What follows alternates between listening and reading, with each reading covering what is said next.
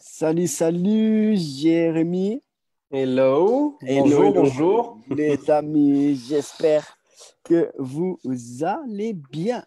J'espère que tu vas bien, Jérémy, que tu as la Écoute, moi, je forme. suis en feu, je suis en feu. Yes, J'aime Jésus, je suis heureux d'être là. Donc merci de m'accueillir, mon ami, merci à toute l'équipe. yes. Nous aussi, on est vraiment honorés de pouvoir t'avoir. Ça, c'est vraiment trop, trop cool. Yes, je vérifie juste, est-ce que les amis, vous pouvez juste me faire un petit retour et me dire si vous nous entendez bien sur le live, si tout se passe bien, si le son sort bien aussi. Comme ça, on peut commencer. Juste mettez un petit oui sur le live et vous nous dites yes, on entend. J'espère qu'on nous entend. Toi, Jérémy, tu m'entends bien, oui? Ouais, je t'entends bien, c'est cool. Toi, tu m'entends Yes. bien?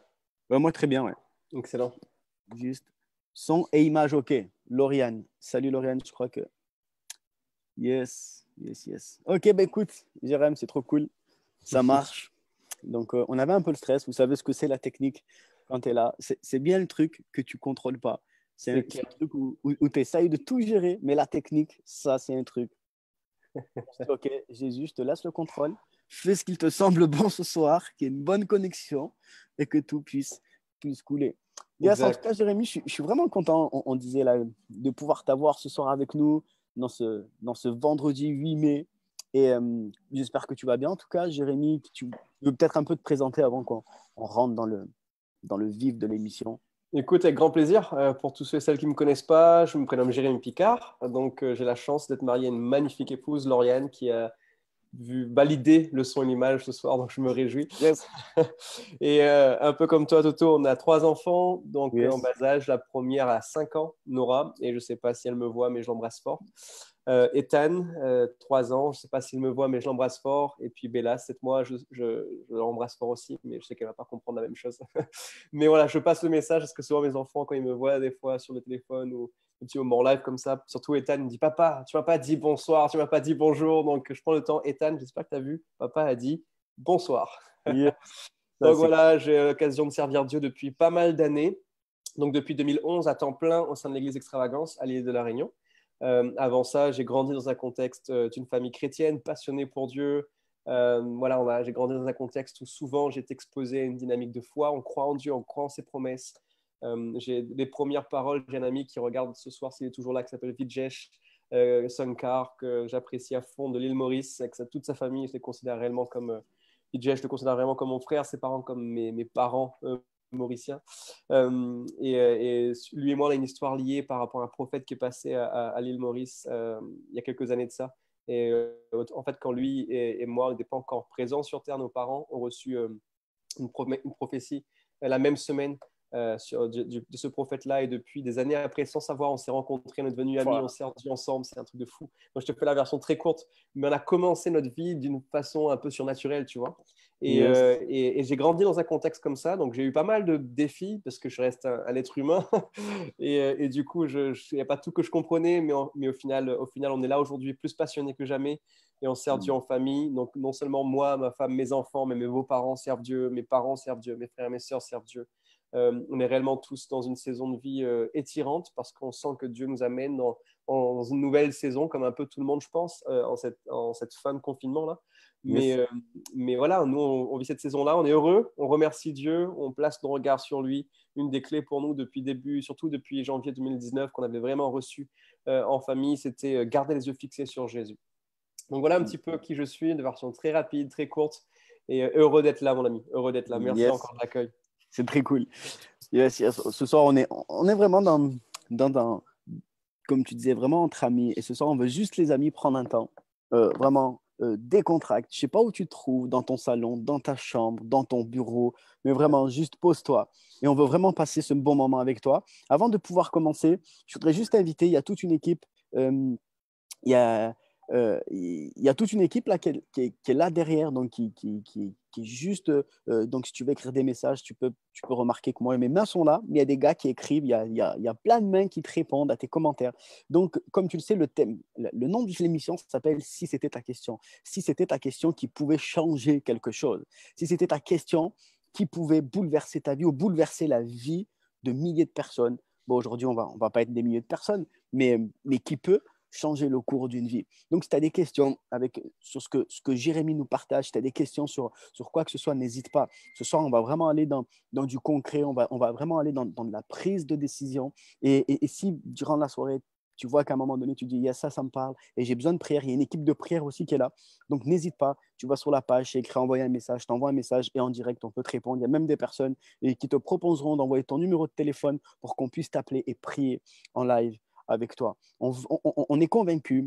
Je suis convaincu, on est convaincu avec toute l'équipe, on est convaincu avec Jérémie qu'encore aujourd'hui, Jésus veut faire quelque chose. Amen. Et c'était ouf parce que je ne sais pas si vous avez vu, donc on va commencer, je ne sais pas si vous avez vu le thème de ce soir avec Jérémie. C'est ce que cette nuit, ça m'a fait tilt alors qu'on n'a pas essayé de goupiller quoi que ce soit. On n'a pas essayé de se dire, ah là, le 8 mai, c'est le jour de la victoire. Il faut qu'on essaye de mettre un petit match de boxe ou quoi que ce soit, tu vois.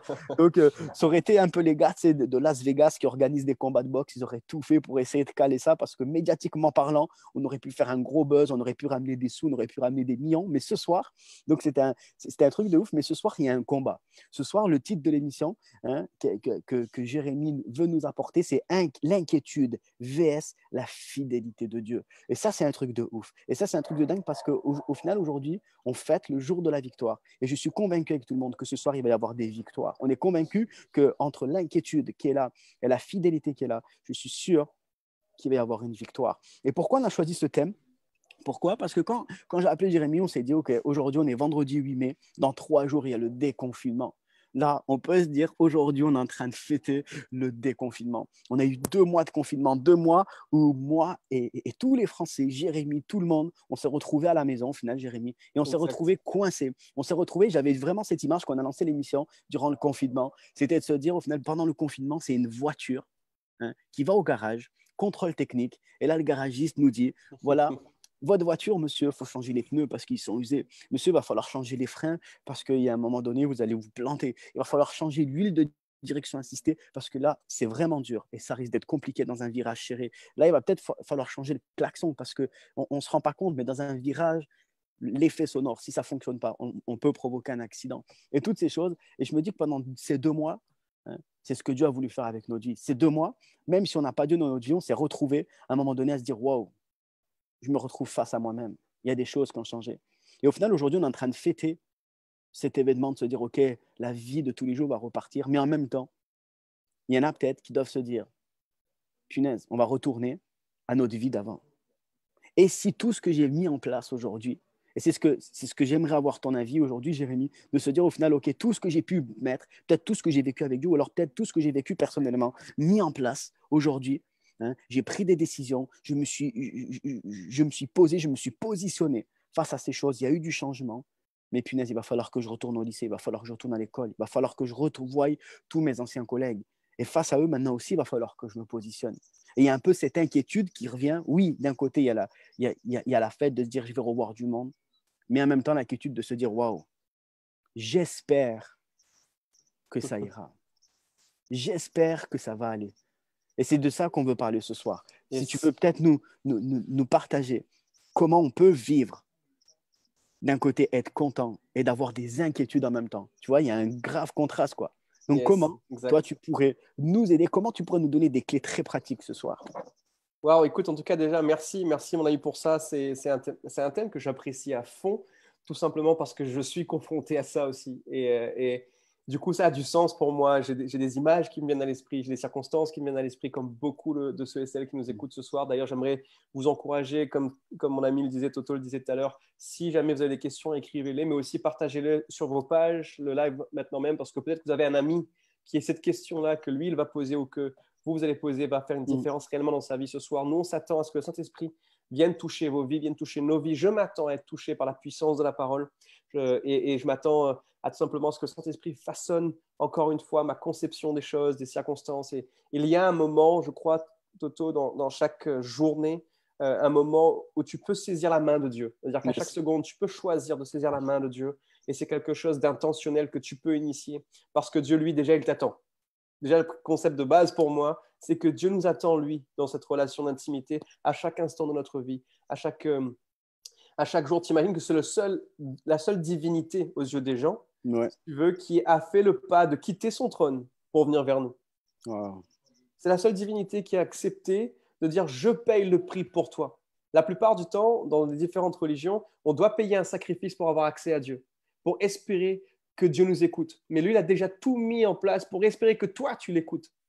Ça, Pour c'est cool. espérer que toi, tu portes attention à ce qu'il a fait. Donc, c'est déjà pour moi aujourd'hui, dans une saison de ma vie, un fondement différent. Ceci dit, je crois aujourd'hui qu'à la sortie du confinement, on aura une nouvelle saison. On aura des nouvelles occasions d'être confrontés à des circonstances nouvelles, parce que pas tout va revenir à la normale, je crois, mais à des circonstances peut-être qu'on a déjà été confrontés avec les mêmes personnes, les mêmes situations, peut-être liées au passé. Donc, c'est possible que ça amène un petit inconfort, une petite inquiétude. Et moi, aujourd'hui, de façon très simple, j'aimerais illustrer le premier point, la première pensée de façon très accessible. J'ai pu avoir l'occasion d'étudier un petit peu la thématique de la psychologie pendant un an. Et ce que je me suis aperçu, c'est qu'il y a l'inquiétude vient parce que tu crois en un potentiel négatif d'une circonstance, on va dire, éventuelle. C'est-à-dire que tu peux te retrouver dans une circonstance difficile, tu peux te retrouver dans un challenge ou même dans une bonne circonstance en disant dans un défi, admettons qu'il y a un bon défi. Tu sais, admettons que tu fais face à une promotion ou à un rendez-vous potentiel avec ton patron ou tu fais face à un examen pour les lycéens ou autres et que tu as une mesure d'incertitude. Tu ne sais pas. Ça peut très bien se passer de façon excellente comme te retrouver dans une circonstance galère. Et c'est parce que tu as cette incertitude que ça t'amène l'inquiétude. C'est parce que tu as cette incertitude où tu ne maîtrises pas les circonstances, tu ne maîtrises pas les prochaines étapes, que tu te mets à t'inquiéter parce que tu n'as pas de fondement solide. Et c'est en fait un peu dans dans ce flou, dans ce bateau qui tangue, si tu veux, dans les circonstances ou dans tes émotions, où tu n'arrives pas à avoir de stabilité, que tu as place, en fait, tu choisis d'avoir une inquiétude par rapport à ces schémas d'habitude que tu as. Alors que je crois aujourd'hui que la parole est tellement pleine de richesses et qu'il y a tellement plein de promesses accessibles pour nous qu'on peut basculer de l'inquiétude à la gratitude. Pour moi, Yes. la gratitude est l'outil que Dieu nous donne pour vaincre l'inquiétude dans ta vie. Et j'aimerais juste clarifier le fait que pour moi, dans ma conception, il y a une différence entre l'inquiétude et la peur. Ce n'est pas exactement la même chose. Je crois qu'il y a une légère différence et j'aimerais juste que peut-être dans les prochaines minutes, si jamais il y a des questions qui viennent en lien avec ça, on pourrait creuser, mais en tout cas, j'aimerais juste le véhiculer que ce qui bannit la peur dans ta vie, c'est l'amour. Yes. Par contre, ce qui bannit l'inquiétude dans ta vie, pour moi, c'est une des expressions de l'amour qui est liée à la gratitude. Et la gratitude, si jamais vous allez voir des psychologues, il y a des fois, ils vous proposeront une séance, une thérapie basée sur la gratitude. Parce que ça incite l'être humain à fixer tes regards, notamment c'est ce qui est positif entre guillemets pour les humains en règle générale. Mais là, pour nous, dans le monde spirituel, on peut avoir des clés pour fixer nos regards sur les promesses de Dieu et sur qui est Jésus et sur le fait qu'il est fidèle. Je crois que c'est une invitation pour nous dans ce basculement, là, dans cette circonstance, dans ce bateau qui tangue, dans cette saison d'incertitude où on ne maîtrise pas les choses, de choisir délibérément de fixer nos regards sur Jésus. Je crois que le point de départ pour commencer à naviguer dans ce flou-là, c'est d'apprendre à fixer ses regards sur Jésus. Moi, je l'ai vécu toute l'année 2019. Pour ceux et celles qui ne savent pas, on a quitté l'île de la Réunion, on est venu en fait en métropole, on a commencé à un projet d'implantation avec l'église Extravagance en région parisienne, on travaillait sur les fondements. Et en fait, on a traversé 9 mois d'incertitude, d'instabilité au niveau du logement et au niveau de la voiture. On n'a pas pu trouver un logement stable. Il y a des personnes qui nous ont aidés. Je remercie à toute l'équipe qui ont une générosité énorme envers moi à Paris, qui nous ont accueillis quelques jours, quelques semaines pour certains. Partenaires majeurs qui nous ont entre guillemets prêté un chalet pendant quelques mois, mais encore une fois, c'était un chalet qui est sur on va dire une entreprise. Donc, ce n'est pas forcément le moment où tu as ton intimité, même si tu as un toit sur ta tête, si tu veux, pour tes enfants, mais tu n'as pas ton intimité. Et c'est surtout que tu sais que ce n'est pas chez toi, que tu n'as pas eu cette phase-là quand tu trouves ta demeure. Tu sais, tu as cette paix qui te sature. Tu dis, OK, je suis en sécurité, ma famille est en sécurité, ça va. Et pendant 9 mois, on n'a pas eu du tout ça. Et si tu veux, c'était un challenge. J'ai dû apprendre à fixer mes regards sur Dieu d'une façon fraîche et nouvelle. Et dans la même période, on a appris que ma femme est tombée enceinte du 3e. Donc, on a trouvé la maison la semaine avant l'accouchement. Je te fais la version courte. En tout cas, on a signé, on est entré dans la maison la semaine avant l'accouchement. On a trouvé l'hôpital la semaine avant l'accouchement. On a tout découvert, la région et tout, sous l'espace d'un mois. Et c'était réellement guidé de Dieu. Je fais entre guillemets la version très courte ce soir, mais on a traversé ces défis, ces circonstances avec aucune certitude de comment allait se finir la situation, de où est-ce que j'allais accoucher ma femme. J'étais arrivé à un moment de ma vie où je me suis dit, Seigneur, même si jamais je devais le faire dans la voiture, Seigneur, préserve-moi. Mais même si je devais le faire dans la voiture, je fixais mes regards sur toi. Wow. Tu vois, et ça doit être un défi émotionnel où tu peux pas falsifier ça. C'est une décision que tu prends dans ta vie personnelle de dire soit je crois en un défi négatif qui va arriver, soit je choisis de croire que malgré les circonstances difficiles dans lesquelles je traverse, il va pourvoir un chemin. Wow.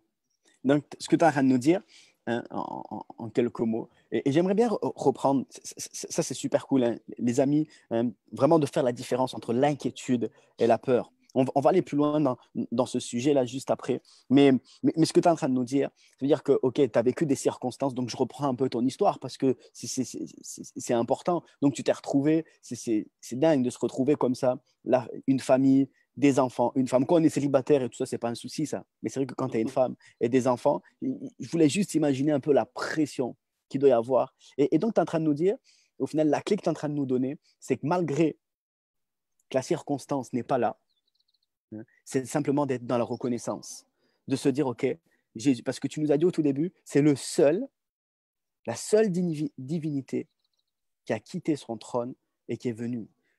Ça, c'est un truc de fou. Ça veut dire qu'à n'importe quel moment, tu es en train de nous dire, hein, c'est simplement d'être en attitude, d'apprendre d'être en attitude de reconnaissance. Donc, c'est un peu la première clé que tu es en train de nous partager ce soir. C'est exactement ça. Ça veut dire, les amis, ce que Jérémie essaie de nous dire, c'est de se dire, OK, il y a tout qui me montre. Toutes les conditions me montrent qu'il n'y a rien qui peut aller. Par contre, les promesses de Dieu me montrent que ce n'est pas les conditions qui façonnent ces promesses, mais c'est la promesse de Dieu qui prend le dessus sur la condition. Et qui façonne les circonstances. Yes. Ça, c'est... Waouh. Ok. Ça, c'est très bon, ça. Et ce qui est fou, c'est que du coup, ce qui est intéressant, c'est que dans le challenge inquiétude vs promesse ou vs fidélité de Dieu, l'inquiétude, c'est ton inquiétude. Donc, tu te bases sur ta réalité ou tes capacités. Et dans la fidélité de Dieu, tu bascules en fait dans une dynamique du surnaturel où tu ne maîtrises toujours pas, mais tu sais que lui, il est là. Tu sais que lui, il prépare un chemin là où toi, tu ne vois pas de chemin. Et ce qui est fou, c'est qu'on a eu des bénédictions, parce que nous, on avait planifié quand même dans ce schéma-là. Bien sûr, on essaie d'être des meilleurs, les plus responsables possibles, des bons pères de famille, de prendre soin de sa famille. Donc, tu essaies de faire des plans avec les finances et les ressources que tu as. Mais sur les solutions, enfin, on a dû peut-être avoir des centaines de refus, tu vois, pour le logement. Donc, avec les retours que l'on a dans le concret, ça passe pas. Tu vois, tu te dis, non, là, on est mal, quoi, entre guillemets, ça avance pas, on n'a pas de percée. Et ce qu'on n'avait pas compris, c'est que la maison qu'on a trouvée, mon ami, la maison qu'on a trouvée était en fait pendant les 9 mois en construction. Imagine que Dieu avait déjà dit oui à la réponse, mais ça aurait été impossible dans le naturel de trouver la maison parce qu'elle n'existait pas encore. Et la maison est 2 ou 3 fois plus grande que la superficie que nous, on cherchait pour le même budget, dans des standards 2 fois mieux que ce que nous, on recherchait. On a eu un confort de vie avec un cadre autour beaucoup plus paisible pour ma famille que ce que jamais j'aurais pu imaginer. Moi, j'étais limité à ma conception de chercher ce qui était adapté à mon projet, mais j'ai découvert là-dedans, quand j'ai commencé à exprimer ma gratitude, non pas pour ce qu'il faisait, parce que des fois, c'est difficile d'exprimer ta gratitude envers Dieu lorsque tu traverses des circonstances difficiles. Donc, tu peux difficilement dire, Seigneur, merci pour le problème que j'ai, ou merci pour l'attaque, ou merci pour la maladie. Ce n'est pas des choses où tu peux dire merci pour ça. Ceci dit, tu peux dire merci à Dieu pour qui il est, parce que lui, il ne change pas. Ouais. Il est le même hier, aujourd'hui et pour l'éternité. Et il y a une des phrases qui m'a guidé, je pense que ça peut vous encourager, ceux et celles qui nous écoutent ce soir, qui m'a réellement, moi, encouragé dans ces saisons de défis, de challenge. Je suis tombé sur un passage dans Matthieu 10, au verset 34, où tu vois, Jésus échange avec les disciples et il leur déclare en gros le challenge dans lequel eux, ils vont faire face. Il leur dit, vous allez me servir, vous allez accomplir le ministère, vous allez œuvrer pour moi. Vous allez avoir des victoires. Il leur décrit plein de choses. Il dit, mais vous allez être attaqués, mais vous allez être persécutés. Si moi, on m'a rejeté, vous allez être rejetés. Si vous êtes pas, les serviteurs ne sont pas plus grands que le maître, vous allez aussi être persécutés. Donc, il leur décrit le contexte difficile du ministère pour les préparer en leur donnant plus ou moins une clairvoyance du challenge potentiel auquel ils allaient se trouver et auquel ils allaient faire face. Et la phrase qui m'a, moi, bouleversé dans ces saisons de défis, c'est que Jésus veut donner un encouragement à ses disciples et il leur dit, au verset 34, « Ne croyez pas que je sois venu apporter la paix sur terre. Je ne suis pas venu apporter la paix, mais l'épée. » En fait, quand je méditais un peu sur le passage, j'ai réalisé que ce que Dieu veut dire, parce que bien sûr, il est le prince de paix.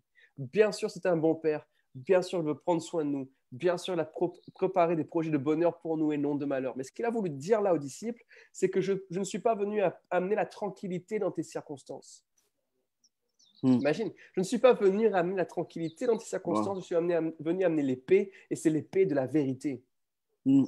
La vérité n'est pas une conception, la vérité n'est pas une bonne idéologie, la vérité est une personne, la vérité c'est Christ.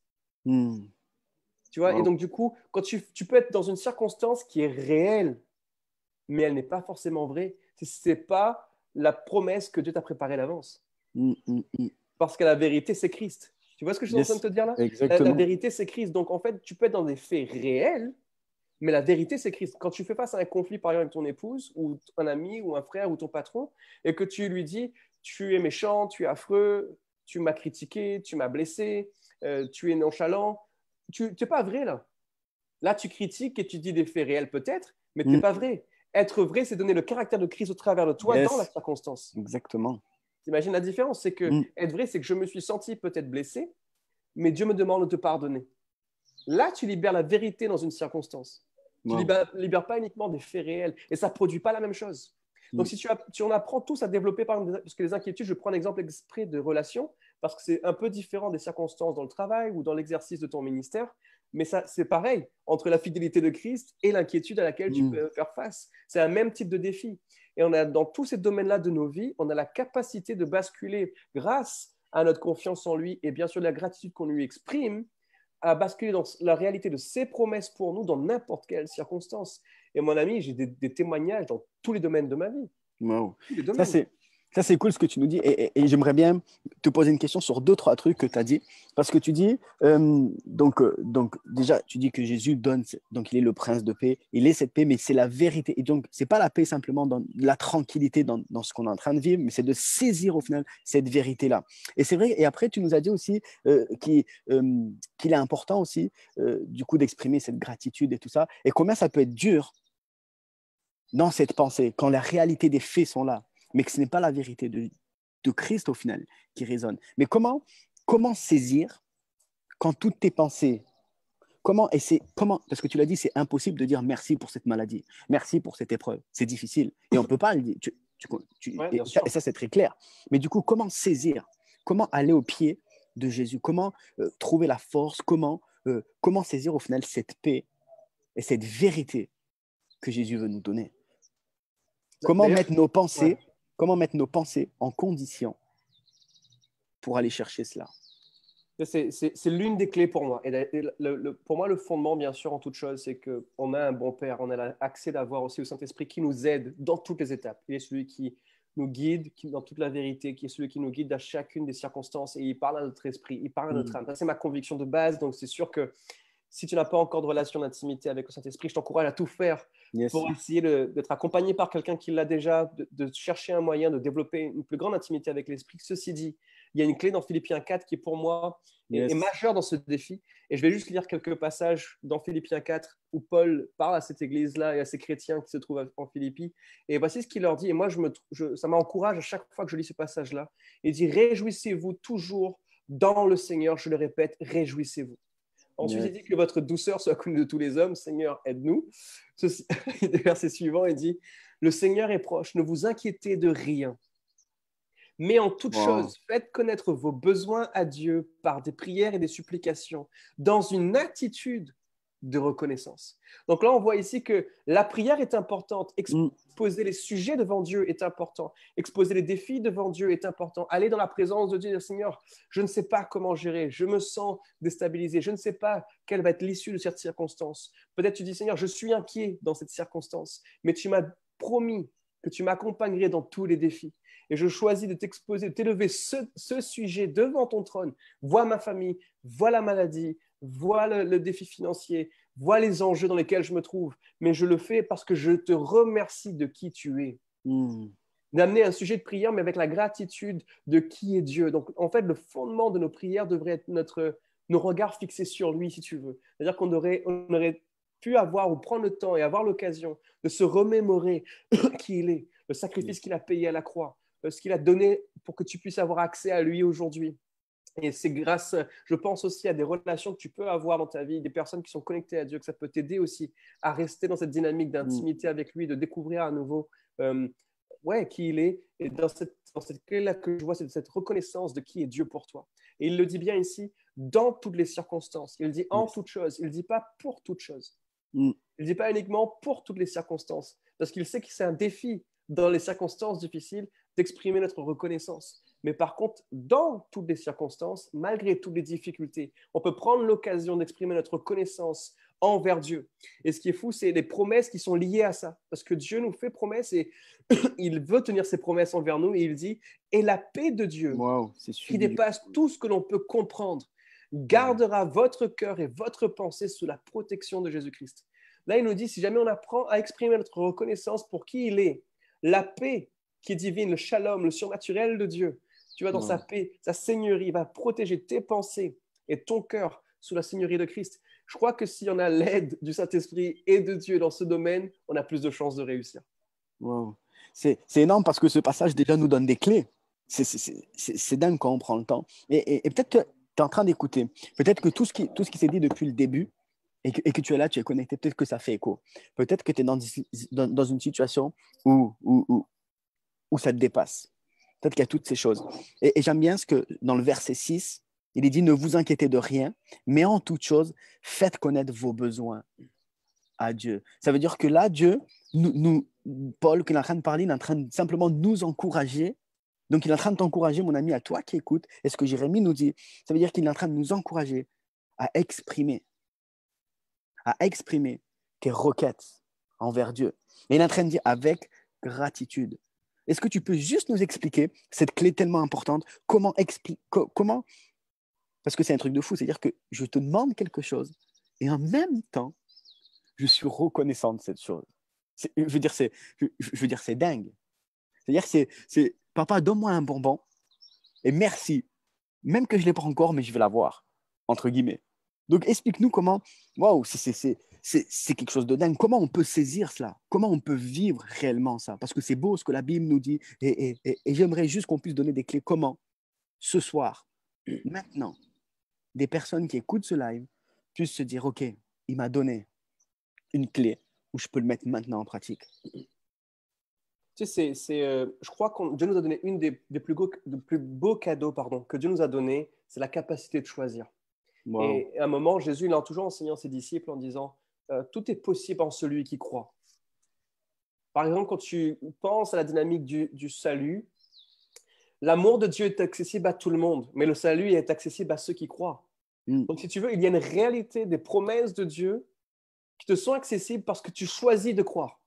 En fait, tu fais face à un défi où soit tu places ta confiance dans les projets que toi, tu te fais pour toi-même, avec une mesure de succès, avec une mesure d'échec peut-être. Je ne sais pas quel est tes schémas de pensée en règle générale, mais tu as soit potentiellement, tu es quelqu'un de plutôt positif ou quelqu'un de plutôt négatif, ou alors tu arrives à gérer plutôt les deux, mais disons tu fais face à un défi émotionnel, tu n'as qu'un seul choix devant toi. Soit te limiter à ce que tu conçois et ce que tu peux imaginer, soit de placer ta confiance en Dieu. Et bien sûr, tu ne maîtrises pas grand-chose à ce niveau-là, mais tu sais qu'il est fidèle, tu sais qu'il prendra soin de toi et tu sais qu'il a préparé un chemin là où tu ne vois pas de chemin. Et donc, dans ce domaine-là, tu lis ce passage-là. Moi, c'est ce que j'ai appris à faire parce que souvent, je ne comprends pas l'issue de la circonstance ou le chemin ou l'itinéraire par lequel Dieu me fait passer. Mais j'ai appris qu'il est fidèle. J'ai découvert qu'il était fidèle étape après étape et je crois que c'est une relation que tu construis d'intimité avec lui. Donc, tu vas être de plus en plus intentionnel et rapide et prompte à placer ta confiance en lui et exprimer ta gratitude. Mais au point de départ, admettons que tu pars sur un niveau zéro, que tu n'as jamais réellement fait ça, je crois que c'est la première occasion de ta vie de le faire et de dire Seigneur, voici mon problème, voici mon défi. J'ai des inquiétudes, j'ai des peurs, j'ai des craintes, j'ai des incertitudes, il y a des choses que je ne maîtrise pas. Je vois du noir peut-être, mais je sais que toi, Christ, toi, tu es fidèle. Toi, tu es celui qui sauve, qui restaure et qui guérit.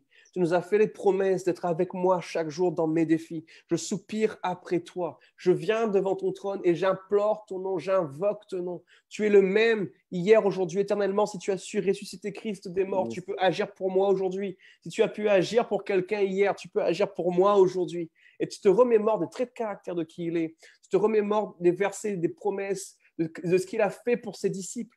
Moi, c'est ce que j'ai appris à faire. Et un des versets qui m'a vraiment guidé dans ce processus-là, étape par étape, c'est une histoire que je relis très, très souvent, mon ami. C'est l'une des fois où Jésus a nourri la foule avec ses disciples. Et les disciples font face à une impossibilité, là. Les disciples font face à une incertitude. Je veux dire, ils doivent nourrir des milliers de personnes dans une situation où ils ont absolument rien. Et il y a un homme, un leader charismatique, religieux, parce qu'à ce moment-là, ils n'avaient pas toute la compréhension de qui était Jésus le Christ. Ils avaient une image, ils cheminaient dans leur découverte de qui il était, mais on voyait que c'était impossible pour eux de comprendre qu'ils avaient en face d'eux le Fils de Dieu, le Dieu vivant. Et si tu veux, Jésus leur donne une directive et leur dit nourrissez la foule. Et on voit malheureusement qu'ils paniquent. Tu as un jeune enfant. Imaginez la dynamique de ce qui peut se passer dans sa tête. Il donne tout ce qu'il a pour lui et sa famille qu'il restait pour nourrir. Et il arrive avec un moment puissant dans sa vie où il dit je vous donne, je vous remets ce que j'ai. Et Jésus fait quelque chose de fort. Jésus prend ce qu'on lui confie. Qu'est-ce qu'il fait? Et il remercie Dieu. Il dit Père, je te remercie de ce que l'on a. Et il nourrit la foule. Et dans ce moment-là, si tu veux, moi j'ai réalisé que si jamais les disciples ils avaient une plus grande compréhension de la fidélité de Christ, en fait, ils auraient pris cette directive de Dieu comme étant une promesse. Ils auraient discerné qu'une directive de la part de Dieu en disant bouge, change de circonstance, change de travail, n'aie pas peur, ne t'inquiète pas. Et en fait, une déclaration qu'il te dit, mon fils, prépare-toi, je vais libérer un miracle. Yes. Mon fils, ma fille, réjouis-toi parce que tu es sur le point d'expérimenter la percée pour laquelle tu as prié. Et souvent, j'ai réalisé dans ma vie personnelle que la percée qu'on demande à Dieu, Dieu veut nous la libérer, mais souvent au travers de nous ou au travers de notre frère ou de notre sœur qui nécessite aussi l'obéissance. Mais il attend qu'on puisse libérer la mesure de paix pour laquelle on prie dans notre circonstance. La mesure du miraculeux pour laquelle on prie dans notre circonstance grâce à notre obéissance et grâce à notre... parce que là, on obéit à la parole lorsqu'on exprime notre gratitude, tu sais, envers Dieu malgré toutes les difficultés. Et donc, c'est un acte d'obéissance envers sa parole écrite. Tu vois, et donc, tout ça, c'est interconnecté et j'espère que c'est assez clair ce que je te partage. N'hésite pas à m'aider à clarifier le point pour que tout le monde soit encouragé. Mais c'est une des choses que j'ai dû apprendre et ça m'a fait tellement, tellement, tellement de bien, mon ami. Toto et les amis, ceux qui nous écoutent, ce qui m'a fait le plus de bien en 2019, c'est de réaliser que Jésus est fidèle, mon frère. Ouais. Et qu'il est avec moi dans chaque circonstance. Et que cette promesse qu'il nous a dite, qu'il ne nous abandonnerait jamais, c'est un fait déjà accompli. Qu'il est avec nous à chaque instant, à chaque circonstance difficile. Qu'il est prêt à agir, tu vois, à moindre moment où on saisit sa main et on place nos regards sur lui et qu'on agit selon ses promesses. Il est prêt à libérer le miracle. Yes. C'est intéressant. C'est vraiment intéressant. Parce que j'aime cette histoire que tu as prise de Jésus là, dans la multiplication des pains, parce que j'aime bien cette situation, parce que c'est vrai que les disciples sont confrontés à un truc de dingue. Un truc de dingue. Et le pire, c'est que si on lit quelques chapitres avant, même juste le chapitre avant que ça arrive, on voit que ces disciples-là, Jésus leur dit, encore plus fou, vous partez deux par deux, vous prenez ni de chemise de rechange, ni de quoi manger, ni de changer des chaussures, rien du tout. Vous irez dans des villes, on vous accueillera. Et si on ne vous accueille pas, bah, ce n'est pas grave, vous secourez la poussière derrière cette ville. Imaginez-vous les disciples, mais il est fou. Et vous allez prier pour les malades, chasser les démons et toutes ces choses. Et ces disciples partent, reviennent comme des super-héros. Et ça, j'aime bien. J'aime bien cette situation-là que tu es en train de présenter parce qu'ils reviennent. Et j'imagine ce Jésus, on dit que Jésus s'éloigne parce qu'il était fatigué, mais la foule le suivait. Et j'imagine ces disciples en train de discuter entre eux. Et Jean, moi, c'est un truc de fou. Et mon zinc, parce qu'ils étaient cousins, Pierre et Jean, il dit, hey, c'est un truc de fou. Il y avait une enfant, elle était morte. Je suis allé, on ne nous raconte pas exactement ce qu'ils ont vécu, mais j'imagine les conversations. Jean, j'ai prié pour elle. C'est au nom de Jésus, au nom de ce gars-là qu'on est en train de suivre. Et il s'est réveillé. Un gars était rempli de démons. Il était une situation de fou dans sa vie. Et j'imagine là Jésus en train de les écouter, en train de se dire, moi, je suis un best, ça y est, je suis arrivé. Et là, Jésus, j'aime bien parce que dans ce passage que tu nous dis, Jésus lui dit, nourrissez cette foule.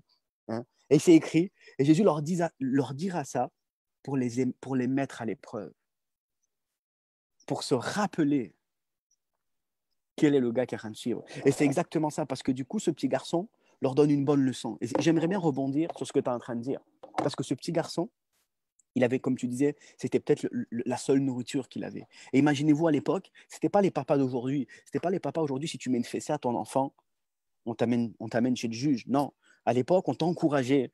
Si ton fils se trompe, il n'y a qu'un seul truc qui marche. J'ai un bon bâton à la maison. Tu lui mets quelques coups de peau de bâton et tu vas voir comment il va dresser. Et ce petit, j'imagine l'inquiétude qu'il a dû dire, mais si je donne, je vais me faire tuer. Et au final, ce passage, et de ce que Jérémie essaie de nous dire, les amis, c'est que ce petit garçon a montré aux disciples que pour croire en Jésus, il fallait passer par l'abandon, abandonner nos inquiétudes, pour s'accrocher à quelque chose. Et comment, du coup, Jérémie, ça va aller sur ça. Comment s'accrocher aux vérités de Jésus? Comment s'accrocher et abandonner nos inquiétudes, abandonner ce qui nous fait le plus de peur pour saisir la foi, pour saisir cette fidélité de Dieu? Comment arriver à abandonner ces choses? Moi, je trouve que c'est une question pas facile à répondre parce qu'il n'y a pas qu'une seule, pour moi, une seule clé pour tout ça. Et je crois que réellement, mon ami, la seule vraie solution que l'on a pour pouvoir réussir à le faire, c'est d'être continuellement accompagné par la grâce de Dieu. Yes. Parce que c'est un vrai défi. Par nos propres forces, c'est très compliqué à le faire. Par nos propres moyens, tu fais face à tellement de défis émotionnels ou défis intellectuels que c'est presque mission impossible, si je puis dire. Mais le Saint-Esprit est là pour nous guider, pour nous convaincre, tu sais, pour nous faire des promesses. Et je crois qu'encore une fois, comme je te l'ai dit, l'une des plus puissantes choses que Dieu nous a confiées, c'est la capacité de choisir. Tu vois, il nous laisse le libre arbitre. Et ça, c'est une des choses sur lesquelles l'ennemi ne peut pas t'empêcher de choisir. Ça, c'est clair. Il peut t'influencer, mais il ne peut pas t'empêcher de choisir, de sortir de cette situation. Quand tu vois, par exemple, plusieurs personnes dans le Nouveau Testament, dans les évangiles, c'est flagrant, qui sont dans des circonstances impossibles, mais qui font un pacte de foi, un acte de foi, pour pouvoir se saisir d'une autre réalité. Tu imagines cet homme-là aveugle depuis des années, devant la porte de la ville, qui n'a jamais eu de relation avec Jésus, qui a entendu des témoignages ici et là de qui il était, de ce qu'il accomplissait, de ce qu'il faisait. Il ne voit rien là, t'imagines? Il ne voit absolument rien. Il n'avait même pas le droit d'entretenir des relations personnelles avec les gens dans la ville. Il était considéré comme maudit. Sa famille était considérée comme maudit parce qu'il était aveugle. Il a dû forcément faire une erreur. Donc, il était exclu, si tu veux, des relations profondes avec les gens dans un contexte là, et il entend qu'il y a un remue-ménage, qu'il y a un son, qu'il y a un bruit, qu'il y a quelque chose qui se passe.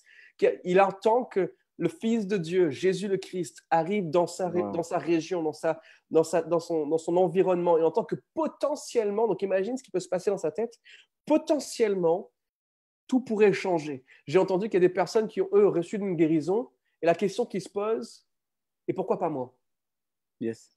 Et pourquoi moi, je n'aurais pas cette percée aujourd'hui dans ma vie? Et il choisit de faire un acte extrêmement courageux qui va à l'encontre de tout ce que sa raison pourrait lui dire. Et il se met à tirer les regards vers lui et à attirer la foule vers lui. Et il se met à crier de toutes ses forces, Yeshua, fils de David, aie pitié de moi, jusqu'à ce que Jésus vienne vers lui. Imagine l'enjeu. Et je crois qu'on peut se trouver chacun de nous dans des situations similaires, pas identiques, mais similaires, où on fait face à un défi, on fait face à des obstacles devant nous. Mais qu'est-ce qu'on va choisir? Est-ce qu'on va choisir de discerner Yeshua, fils de David, au travers de la parole écrite, et de réaliser que ce qui est écrit là, c'est ce qu'il veut accomplir? Pour moi, quand je lis le passage Philippiens 4, que la paix de Dieu va me protéger, je n'ai pas d'autre solution, c'est la paix de Dieu qui va venir. Seigneur, je viens devant toi parce que tu m'as promis que dans ce moment où je ferme ma porte et que je déverse mon cœur devant toi et que j'élève devant toi mes situations impossibles avec reconnaissance, je m'attends à rien d'autre que toi dans cette circonstance. Wow. Tu vois, et je crois que comme dans ce défi-là, tu dois avoir la décision de lui faire confiance, bien sûr, et d'initier la relation avec lui, mais d'un autre côté, accepter de perdre le contrôle de l'issue de la circonstance. Tu vois ce que je veux dire? D'accepter de ne pas recevoir ce que toi tu veux recevoir, mais de recevoir ce que lui il a promis. Et c'est lié à la mesure de paix. Quand tu regardes les disciples, juste après le moment où ils ont vécu la multiplication des pains de reprise, ils font face à des situations où ils sont dans une barque, si tu veux, et Dieu leur donne à nouveau une directive en disant « Allez de l'autre bord ». Ils font face à ces défis-là. Et il y a Jésus, lui, qui dort dans la barque. Et là, une leçon, moi, que je te fais la version très courte, vous connaissez l'histoire, et si vous ne connaissez pas l'histoire, je vous invite à aller méditer sur cette histoire qui est tellement belle. Ils font face à une tempête, la barque bouge, il y a tellement de défis. Jésus, lui, dort dans la barque, Mais les disciples posent la question à Dieu, comment ça se fait que lui, il dort dans la barque, pourquoi est-ce qu'il ne calme pas les éléments? Et Dieu m'a fait une promesse à moi personnellement dans ce moment-là, c'est que le seul moyen pour moi d'avoir la paix dans une circonstance comme ça où c'est d'accepter de perdre le contrôle. Yes. Tu vois? Le seul moyen pour moi d'avoir la paix dans une circonstance où je ne maîtrise pas, c'est d'accepter de ne pas être au contrôle de l'issue de la circonstance, mais de chercher à lui faire confiance, de pratiquer ce que lui a déjà béni et de m'attendre à ce que lui veut me donner. Et tu es dans cette histoire avec la multiplication des pains, tu imagines qu'un enfant est revenu avec son nécessaire. Il y a eu l'expression de la gratitude du Fils envers le Père. Il y a eu l'obéissance des disciples qui ont nourri la foule. Et ça a fait en sorte qu'à l'issue, tout le monde en a eu encore pour manger en ressortant. Pas juste uniquement les disciples qui ont été obéissants, pas juste uniquement l'enfant qui a offert de son nécessaire, pas uniquement Jésus qui a exprimé sa gratitude, mais tout le monde est reparti avec un surplus. Donc on voit bien à la fin de Philippiens 4, au verset 19, je crois, c'est une promesse énorme où Paul prie pour cette église-là en disant « Je prie pour que vous puissiez avoir la grâce de Dieu parce que Dieu est celui qui peut prendre soin de vous selon sa glorieuse richesse. » Et c'est quelque chose que j'ai appris, c'est que Dieu est un bon Père et que ce qu'il a prévu pour toi est toujours meilleur que ce que toi tu as prévu pour toi-même. Sauf que on ne sait pas ce qu'il a prévu pour nous. Donc l'enjeu, je crois, moi, est là, c'est d'être en paix avec le fait qu'on a la capacité de choisir de venir vers lui, numéro 1, et le 2, d'accepter de perdre le contrôle. Yes. Wow, c'est énorme ce que tu dis. C'est énorme ce que tu dis parce que tu es en train de nous dire, là, la clé essentielle que tu es encore en train de nous partager, c'est d'apprendre à placer notre confiance dans les promesses que Jésus nous donne. Et on a une question de quelqu'un là, qui nous pose une question qui dit, est-ce que l'échec dans une circonstance est parfois organisé pour faire une requête à Dieu? Alors, je ne suis pas sûr de tout comprendre au niveau de la question. Il faudra réagir si jamais il y a besoin. Mais admettons que la question est de est-ce que l'échec est permis par Dieu? Voilà, c'est un peu ce que je crois que c'est ce qu'il a voulu. Okay. Alors, si tu veux juste nous répondre à la question, si c'est exactement. Moi aussi, j'ai compris la même chose. Si je traduis un peu la question, c'est est-ce que l'échec de la circonstance est pas organisé par Dieu, mais est permise par Dieu pour qu'on puisse aller vers lui? Moi, ma lecture de la situation, c'est oui. Je pense que des fois, Dieu permet qu'on échoue. Je prends l'image encore d'un bon père. Moi, il y a des fois, mes enfants viennent vers moi et me posent la question, me disent, Seigneur, papa, est-ce que je peux avoir un couteau, par exemple? À l'âge de 5 ans, je n'ai pas envie de leur donner un couteau de cuisine. Tu vois, c'est parce que je les aime pas. C'est parce que c'est non. Et des fois, si jamais il y a du mal à comprendre, tu t'accompagnes tes enfants dans des circonstances difficiles parce que certains d'entre nous, on peut être tellement, je dirais pas têtu parce que voilà quoi, mais convaincus de ce qu'on veut que Dieu nous accompagne dans les défis, dans le process et nous permet de faire nos propres erreurs, même si ce n'était pas sa volonté du départ. Parce qu'il veut qu'au final, on soit ramené vers lui. Parce que je crois que ma conviction là-dessus, c'est que Dieu est plus intéressé à ta transformation qu'à ce que tu peux produire uniquement, de bien ou de mal. Et l'idée, c'est de, malgré toutes les décisions que l'on prend, il puisse rester avec nous pour pouvoir nous guider dans l'étape. Donc, je crois que oui, par moment, Dieu peut permettre à ce qu'à tes yeux, à nos yeux, ce soit un échec pour qu'il puisse travailler sur nous et que nous, on puisse demeurer dépendants de lui. Je crois que c'est un vrai danger pour nous aujourd'hui de faire la volonté de Dieu ou d'essayer d'accomplir les promesses de Dieu, mais uniquement basé sur nos propres forces. Parce qu'au final, tu es quand même distant de lui. Tu n'es pas en intimité profonde avec lui, même si les intentions sont bonnes, si la volonté de bien faire est là. Ce n'est pas toujours l'issue que Dieu avait préparée parce qu'on a perdu de vue qui il était quoi, et ce qu'il voulait. Tu vois. Donc, j'espère que ça répond à ta question. Ouais, est-ce que ça vous... N'hésite pas, hein. Il y a toute une équipe derrière. Mais moi, je suis d'accord avec toi. En plus, la Bible nous le dit aussi, quel est le père qui donne, que son enfant demande un morceau de pain, lui donnerait un caillou ou un truc. Donc, on voit que même la Bible nous enseigne que Jésus nous enseigne sur le père qu'il est ce bon père. Donc, en tant que bon père, moi, même en tant que papa, je n'espère pas que mon fils galère pour qu'il vienne me demander quelque chose. Au contraire. Après, Dieu fait grâce et on revient à ce que tu disais un peu. C'est de toujours se remettre sous cette grâce que Dieu nous fait. Et j'aimerais peut-être que, là, Jérémie, c'est vrai que l'heure avance. Peut-être les amis, vous avez entendu, peut-être, je vois qu'il y a beaucoup de gens à qui ça fait écho, à qui dit oh, wow, ça me parle. Yes, cette thématique, merci vraiment. Il y en a qui pleurent, qui m'aident. Alors, j'aimerais vraiment que ce soir, j'aimerais juste reprendre les clés que tu nous as partagées, Jérémy. Et j'aimerais bien, demain, ça sera communiqué, mais j'aimerais bien que dès ce soir, tu puisses les noter. Que dès ce soir, tu puisses te dire, voilà, dès maintenant, je veux me positionner.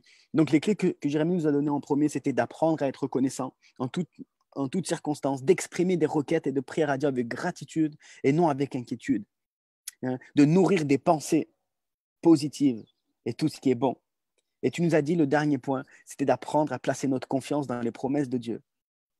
Et là, on voit qu'au final, tu nous as dit pour pouvoir s'accrocher à cette fidélité de Dieu, c'est de passer par le lâcher-prise, par décider, au final, de perdre le contrôle de la situation, de perdre le contrôle de ce passé qui me tourmente, de perdre le contrôle de ce passé que dès qu'il y a une situation qui ressemble à ce passé, je me remets dans cette angoisse de me dire, je me rappelle que quand ça commence comme ça, c'est mal barré. Dès que la situation commence à se mettre comme ça, c'est mal barré. Et je lisais un livre, j'ai oublié son nom, je lisais un livre d'une écrivaine américaine là, et qui disait la meilleure façon de se délivrer du passé, de laisser le passé, c'est de rester concentré sur l'avenir. C'est de rester concentré sur l'avenir. Et c'est l'avenir, entre guillemets, c'est dans l'espérance de ce que Dieu a de bon pour nous. Est-ce que tu peux nous conclure sur cette espérance-là, de se dire au final, de rester avec ma tête, de me dire, OK, la situation, le passé font que, mais j'ai l'espérance de Dieu dans ma vie. Et comment acquérir cette espérance? J'aimerais juste qu'on puisse, et de là qu'on puisse prendre une décision ensemble ce soir. Tu sais, pour moi, il y a deux aspects qui peuvent vraiment produire et participer à produire une plus grande mesure d'espérance, comme déjà on avait commencé à dire, de commencer à choisir de se rapprocher de lui. Mais je crois aussi qu'il y a une ferme assurance, tu sais, la foi, une ferme assurance des choses que l'on espère. Et l'espérance est une attente joyeuse, que quelque chose de bon arrive. Et en fait, je crois qu'on peut avoir l'occasion à chaque fois d'avoir cette ferme assurance que ce que Jésus a promis, il l'accomplira. Parce qu'il est fidèle. Tu vois, il est capable de faire au-delà de ce que tu imagines. Donc, encore une fois, c'est difficile pour nous, dans le naturel, là, de concevoir ce qu'il va produire, de concevoir ce qu'il va accomplir. Mais la grâce, c'est quoi? C'est que Dieu est conscient de la saison dans laquelle on est, il est conscient des étapes dans lesquelles nous sommes. Et en règle générale, en tout cas, moi, je n'ai jamais été déçu par Dieu. Et pas tout le monde a la même saison. Et certains process, le miracle prend un peu de temps. Là, quand je parle du miracle, ce n'est pas uniquement une guérison physique, ce n'est pas uniquement une guérison relationnelle, ça peut prendre du temps, mais il peut y avoir aussi une dynamique de restauration, de guérison du miraculeux qui est instantanée. Dieu est souverain pour tout ça, mais je crois que la dynamique de l'espérance est totalement liée avec le fait que tu as une ferme assurance, une ferme garantie des choses que tu espères. Et je crois, moi, encore une fois, et j'invite tout le monde, tu ne peux pas recevoir tout ce que je te dis là uniquement par ton intellect. Tu ne peux pas recevoir tout ce que je te dis là uniquement par la raison, parce que ça ne fera pas beaucoup de sens dans la raison. La plus grosse clé qu'on peut avoir ce soir, je crois, et moi j'aspire à ça, c'est que va dans ta chambre, soupire après Dieu, apprends à découvrir qui il est, cherche si tu as des amis proches à tes côtés qui sont des chrétiens matures, qui ont eux-mêmes une intimité avec Dieu, à ce qu'ils t'encouragent, qu'ils t'accompagnent, pour que eux te challenge, t'édifient, t'étirent là-dessus. Et quand tu fais face à un défi relationnel, cherche à voir dans la parole qu'est-ce que Dieu dit concernant les relations. Tu vois? Et tu commences à te saisir de promesse numéro 1, promesse numéro 2, promesse numéro 3, parce que l'un des challenges que l'on a avec le manque d'espérance, c'est qu'on est ignorant en règle générale. C'est qu'on ne sait pas, en fait, quelles sont les promesses que Dieu nous a déjà faites et à quoi on peut avoir accès. En fait, c'est ça un peu le problème de beaucoup de domaines dans notre vie, c'est qu'on ne sait pas à quoi on aurait pu avoir accès si on savait. Souvent, on dit ça, si je savais, je n'aurais pas pris cette décision-là. Et l'ennemi joue là-dessus. C'est pour ça qu'il y a un passage dans les Écritures qui nous dit que le peuple périt par manque de connaissance. Ouais. Et la dynamique de manque de connaissance, ici, ce n'est pas uniquement la connaissance qui t'est privée et retirée, dans le sens que quelqu'un te prive d'une certaine type de connaissance, ça implique ça, mais ça implique aussi le fait que toi et moi, des fois, on refuse de savoir. On refuse de chercher. Et dans Matthieu 5, Jésus l'enseigne là-dessus. Il dit, cherche et tu trouveras. Demande et tu recevras. Frappe et l'on t'ouvrira. Il donne, si tu veux, une clé ici où il faut chercher, mais la pensée grecque là-dessus, la racine même, c'est frappe jusqu'à ce que la porte s'ouvre. Demande jusqu'à ce que tu reçoives. Cherche jusqu'à ce que tu trouves. Et en fait, il y a réellement aujourd'hui une invitation de la part de Dieu en disant, viens plus proche de moi, viens dans ma présence et demande jusqu'à ce que tu reçoives, cherche jusqu'à ce que tu trouves. Non pas uniquement ta vérité ou ce que tu veux entendre, cherche jusqu'à ce que tu vois ma promesse, crois une fois que tu reçois ma promesse en son accomplissement et ensuite libère la mesure, si tu veux, de succès ou récupère la récolte et la victoire que j'ai préparée d'avance pour toi dans chaque domaine. Et donc, si tu sais que tu as vécu ça une première fois, ça te donne une plus grande mesure d'espérance pour la deuxième fois. Et Dieu nous guide étape par étape, comme ça, victoire après victoire. Donc, en fait, ce que je crois ce soir, c'est pour ceux et celles qui n'ont pas encore expérimenté des victoires de ce type-là, ils doivent s'attendre à expérimenter une victoire. En fait, c'est Yes. juste que Dieu leur dit, j'ai préparé une victoire pour toi. Si tu pratiques ça ce soir, attends-toi une victoire dans n'importe quel domaine de ta vie. Yes. Ça, c'est bon. Tu nous laisses avec cette promesse que Dieu veut nous donner une victoire. Yes. Les amis, moi, j'aimerais vraiment qu'on puisse simplement résumer tout ça. Et j'aimerais vraiment, pas simplement vous dire au revoir comme ça, mais j'aimerais vraiment que ce soir, ensemble, on puisse prendre des décisions. On puisse peut-être c'est la première fois que tu entends parler de Jésus. Peut-être que je vois des amis à moi là connectés qui ne sont pas chrétiens, des gars qui ne connaissent pas Jésus. Et peut-être que ça te parle. Peut-être que tu te dis, waouh, cette situation que Jérémie a pu nous partager au début, c'est de sa vie, de son exemple, lui, qu'il a vécu, de cette pression, de cette condition qu'il a fait. Et aujourd'hui, tu entends parler de ce Jésus au final qui te dit, qui vient de redire encore, hein, qui dit frappe jusqu'à ce que je ne te réponde pas. Jésus, ce soir, il est en train de t'inviter. Il est en train de, lui, maintenant, frapper à la porte de ton cœur. Il est en train de te dire, demande-moi. On a entendu ce soir par plusieurs reprises, à travers ce passage de Philippiens 4, de venir et de demander. Et j'aimerais peut-être si ce soir, tu aimerais prendre cette décision de demander à Jésus, simplement, de venir là où tu te trouves et qu'il rentre dans ta vie et que tu puisses lui demander. J'aimerais juste que tu puisses nous faire un petit signe sur le live et on aimerait prier avec toi. On aimerait que les équipiers qui sont derrière, qui vont te contacter par la suite, de suite, une fois que tu vas faire un signe, que tu puisses ensemble dire Jésus, ce soir, je veux que tu rentres dans ma vie. Je veux que tu deviennes ce prince de paix dans la tempête que je suis en train de vivre. Peut-être que tu te reconnais, tu te dis, c'est vrai, j'ai du mal. J'ai du mal à lâcher prise dans ces inquiétudes. J'ai du mal à lâcher prise dès que la pression vient. Et on voit que Jérémie nous a partagé ce soir que c'est quelque chose de psychique et comment la Bible, ça se met dans ce côté humain. Et ça nous rappelle encore combien de fois, à travers ce passage-là, que Dieu s'est fait homme. Dieu lui-même est descendu de son trône pour venir vivre la même chose de laquelle toi, tu es en train de passer. Et peut-être que ce soir, Jésus est en train de te dire, OK, ce soir, j'aimerais devenir cette promesse pour ta vie. Amen. Oui, tu m'as entendu parler de moi. Oui, tu as entendu des choses, mais ce soir, j'aimerais que ça devienne une réalité pour ta vie. Et si c'est le cas, aussi pareil, fais-nous un signe et on veut prier avec toi.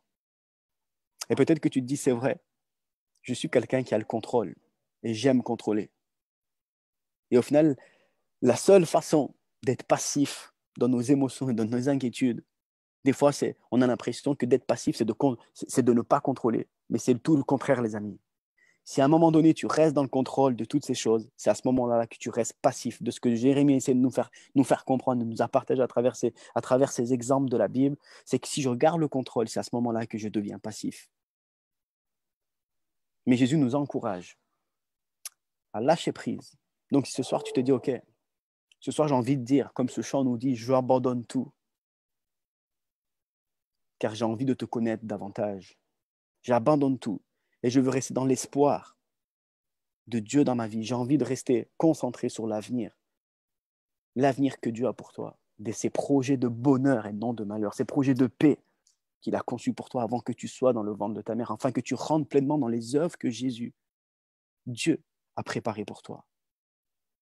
J'aimerais ce soir qu'on puisse prendre juste 2-3 minutes. Jérémie, si tu veux rajouter quelque chose, n'hésite pas, mais j'aimerais qu'on puisse juste prendre 2-3 minutes, même si Jérémie rajoute quelque chose, et que tu puisses simplement nous écrire là maintenant sur le live, et que tu puisses dire, moi je veux prendre la décision 1, accepter Jésus dans ma vie, la décision 2, renouer et exactement comprendre que que ces promesses deviennent une réalité pour ma vie, et le troisièmement, que je veux vraiment lâcher prise afin que l'espoir de Dieu prenne place dans ma vie. Amen. Moi, j'aimerais juste te dire à ceux qui écoutent, c'est que ce que Dieu a accompli à la croix est une garantie, est quelque chose de sûr, est quelque chose d'infaillible. Et que la seule chose que toi et moi, on peut faire aujourd'hui, c'est de faire un pas vers lui, comme il dit, et de se laisser être bouleversé par l'amour extravagant de Jésus-Christ. Et il n'y a absolument aucune distance trop loin ou trop grande pour que Christ puisse venir te retrouver là où tu es. Et que tu n'es jamais trop sale ou trop impur pour venir vers lui. Jésus, il a payé le prix pour que justement, toi, dans ta condition, que tu sois un chrétien de longue date ou que tu sois un non-converti aujourd'hui, dans ta condition, à l'instant présent où tu es, tu puisses venir vers lui avec tes fardeaux, avec tes enjeux, avec tes difficultés, et d'accepter de faire un échange, d'échanger ton inquiétude avec sa paix, avec la révélation de sa fidélité, avec qui il est. Et merci pour ceux et celles qui disent qu'ils veulent lâcher prise. Et c'est un moment, je trouve, où Dieu peut agir avec tellement de puissance, où tu peux juste être là où tu es dans ta chambre, dans ta maison, et fixer tes regards sur lui. Si tu as l'occasion de juste fermer tes yeux, de fixer tes regards sur Jésus, de réaliser qu'il est là. Et je crois, moi, j'ai vécu des moments à plusieurs reprises comme ça dans ma vie, où Jésus est présent. Si jamais tu aurais aimé lui dire des choses, s'il était physiquement présent devant toi, réalise qu'il est physiquement présent devant toi maintenant et n'hésite pas à lui dire des choses. Si tu veux tout simplement lui demander pardon et pleurer dans ses bras, demande-lui pardon, pleure dans ses bras parce qu'il est celui qui réconforte, il est celui qui restaure, qui sauve et qui guérit. Et moi, j'ai juste ce chant qui me vient à l'esprit, j'ai juste à cœur de le chanter là maintenant parce que j'ai envie de glorifier le nom de Jésus. Et lorsque tu invoques son nom, il te répond. Lorsque la parole de Dieu nous dit qu'il siège sur les louanges, il trône sur les louanges de son peuple. Et je crois ce soir qu'il a la capacité de bouleverser tes circonstances, de renouveler ton espoir comme jamais auparavant. Et ce chant qui vient dans mon cœur, c'est tout simplement « Je donne gloire à ton nom ». Et je vais juste le chanter pendant 1 minute ou 2, juste afin de glorifier Jésus. Je donne gloire à ton nom, Seigneur, gloire à ton nom, Seigneur. Car ton nom est grand et digne de louange. Je donne gloire à ton nom, Seigneur, gloire à ton nom, Seigneur, car ton nom est grand et digne de louange. Ta tangible présence maintenant, Père éternel, envahisse nos maisons, envahisse nos vies, envahisse nos chambres, dans le nom puissant de Jésus le Christ. Amen. Yes. On a eu... Yes. Eva, elle n'hésite pas. On a dit, oui, moi je veux lâcher prise avec son aide, exactement, avec son aide. Parce que sans lui, on ne pourra pas aller nulle part. À un moment donné, on va être bloqué. Donc j'aimerais, les amis, continuer juste à... Si on peut juste conclure par la prière. Et vraiment, je t'encourage, même après, dans la soirée, n'hésite pas. On est vraiment là. Il y a toute une équipe qui est là. On veut continuer à discuter avec toi. On veut continuer à aller plus loin avec toi. Et on va juste conclure par la prière. Jérémie, si tu veux bien prier pour toutes ces personnes qui ont interagi. On a Emma Elva là, qui disait qu'il voulait, lâcher prise. J'arrive pas à voir les autres, mais on suivra. Mais là, je vois elle. Mais vraiment qu'on puisse simplement prier pour toutes ces personnes. Amen. Et que Jésus puisse intervenir.